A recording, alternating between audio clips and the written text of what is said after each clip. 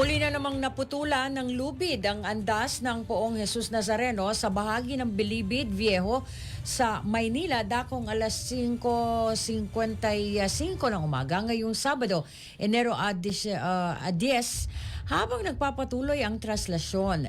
Nakunan sa video at larawan ng ilang deboto na hila-hila ang napatid na lubid ng andas matapos ang insidente. Agad namang umaksyon ang mga namamahala upang mapalitan at maayos ang lubid bago muling ipagpatuloy ang prosesyon.